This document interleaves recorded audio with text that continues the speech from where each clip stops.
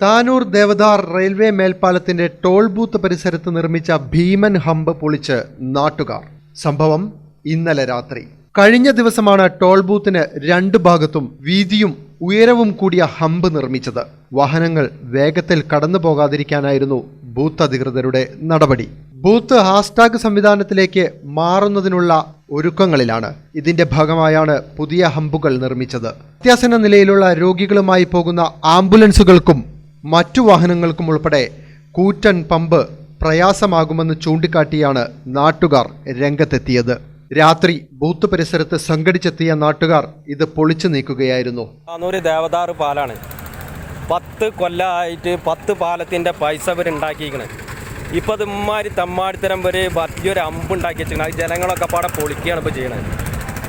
ജനങ്ങൾക്ക് വളരെയധികം പിന്നെ ഇവർക്ക് പൈസ വേണമെന്നുണ്ടെങ്കിൽ വണ്ടിൻ്റെ നികുതി അങ്ങനെ എന്തെങ്കിലും അടക്കുമ്പോൾ ഇവർ പൈസ മേടിച്ചോട്ടെ, എന്തെങ്കിലും രേഖാപരമായിട്ട് മേടിച്ചോട്ടെ. ഈ ആളുകളെ വഴിയിൽ തടഞ്ഞ് 10-20 വണ്ടികൾ ബ്ലോക്കാക്കിയും കാലം കുറേ ഇവർ ഇതിങ്ങനെ ചെയ്തുകൊണ്ടിരിക്കുന്നത്.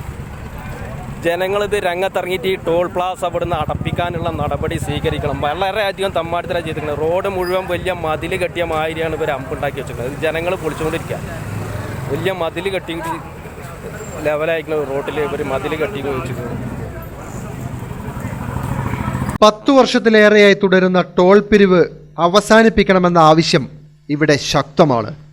അതിനിടെയാണ് ടോൾ പിരിവ് ഹാസ്ടാഗിലേക്ക് മാറാൻ നടപടി ആരംഭിച്ചിട്ടുള്ളത്. ഇതും നാട്ടുകാരെ ചൊടിപ്പിച്ചു. ദിവസവും ആയിരക്കണക്കിന് വാഹനങ്ങൾ കടന്നു പോകുന്ന പാതയിലാണ് ടോൾ ബൂത്ത്. പല പാലങ്ങളും നിർമ്മിക്കാനുള്ള തുക ഇതിനകം ഇവിടെ നിന്ന് ലഭിച്ചിട്ടുണ്ടാകുമെന്നാണ് നാട്ടുകാർ പറയുന്നത്. ഇനിയും പിരിവ് തുടരുന്നത് കൊള്ളയാണെന്നാണ് നാട്ടുകാരുടെ പക്ഷം. തിരൂർ, താനൂർ, കോഴിക്കോട് പോലെയുള്ള കേന്ദ്രങ്ങളിലെ ആശുപത്രികളിലേക്ക് അത്യാസന്ന നിലയിലുള്ള രോഗികളുമായി ദിവസവും ഒട്ടേറെ വാഹനങ്ങൾ കടന്നുപോകുന്ന വഴിയുമാണിത്. Editor live, Tanur.